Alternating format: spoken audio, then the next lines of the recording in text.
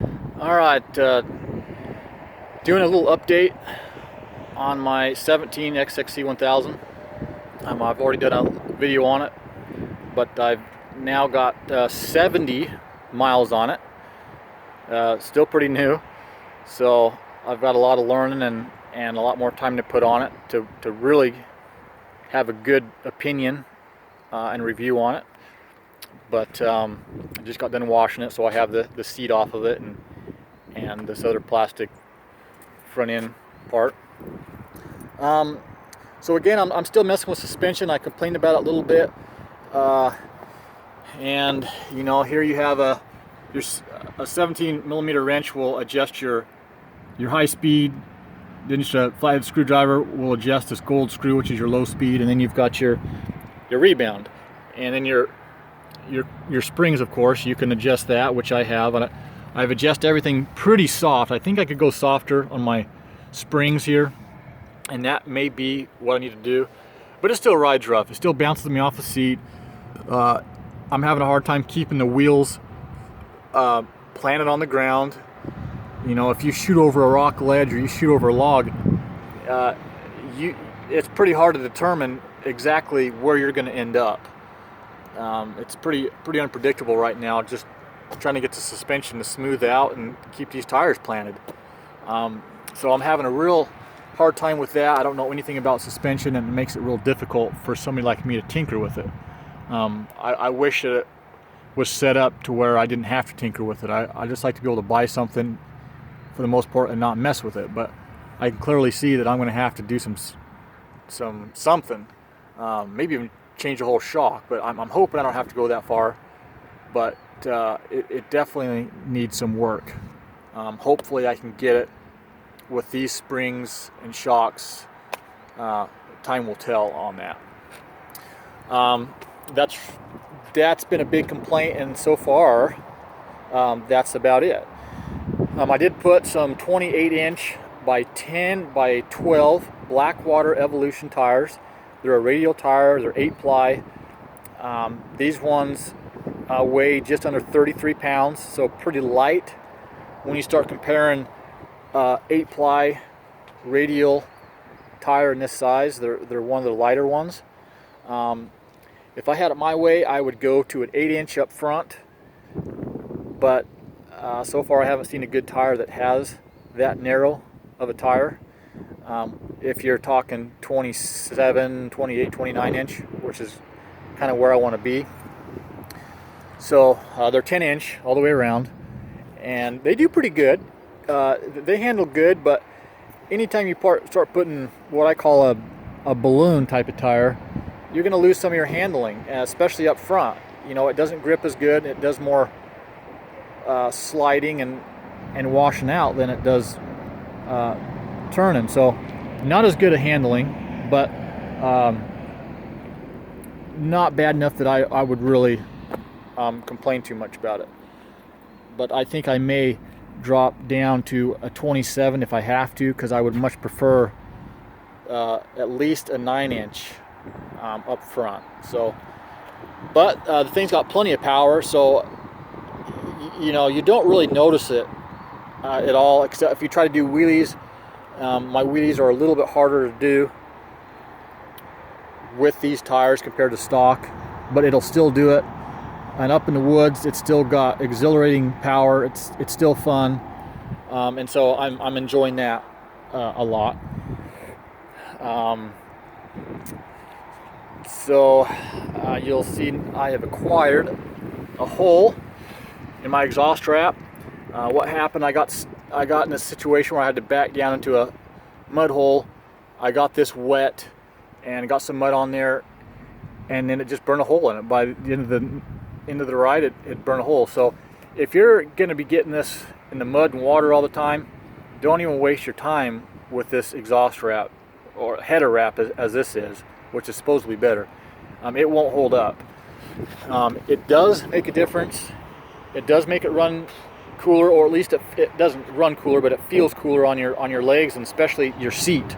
I don't have any heat on my seat, as say my buddy's XMR over there, which I think he probably totaled last night rolling down a hill.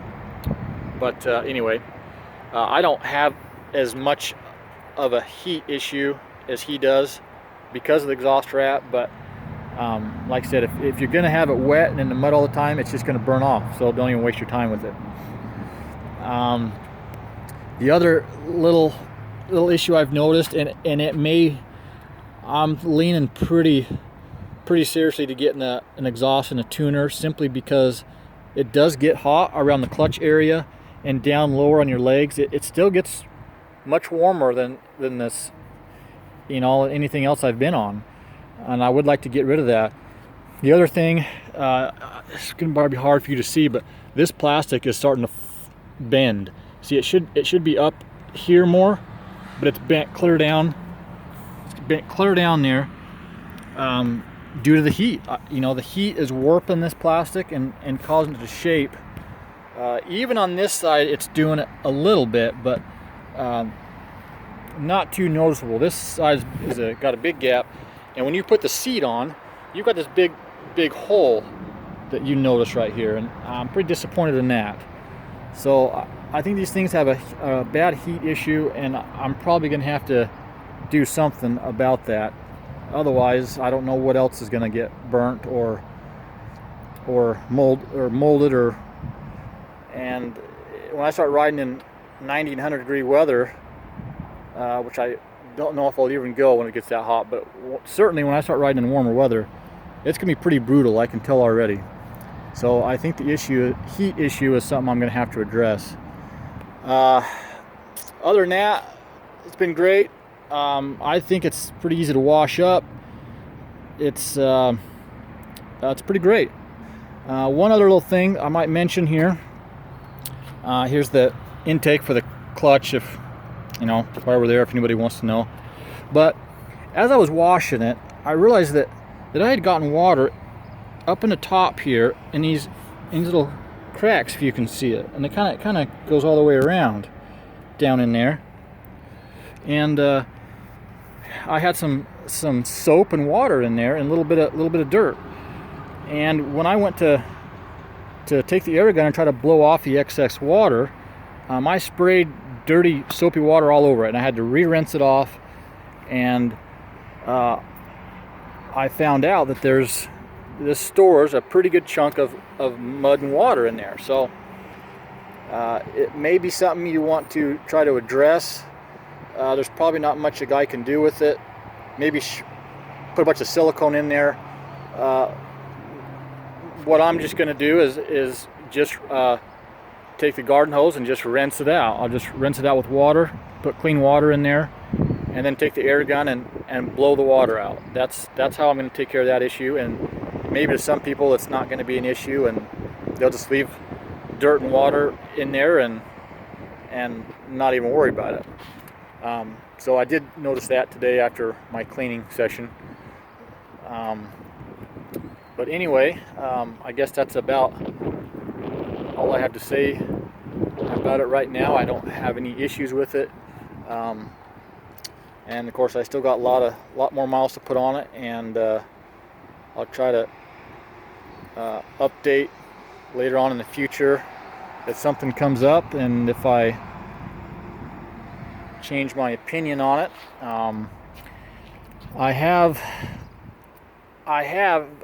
I might mention here that if you're looking at one of these, and possibly the scrambler, probably do yourself a favor and look at the scrambler. I didn't look at the scrambler because Polaris has really soured me with the last Polaris I had, and some of the friends and folks that I've ridden with, seeing their Polarises have problems.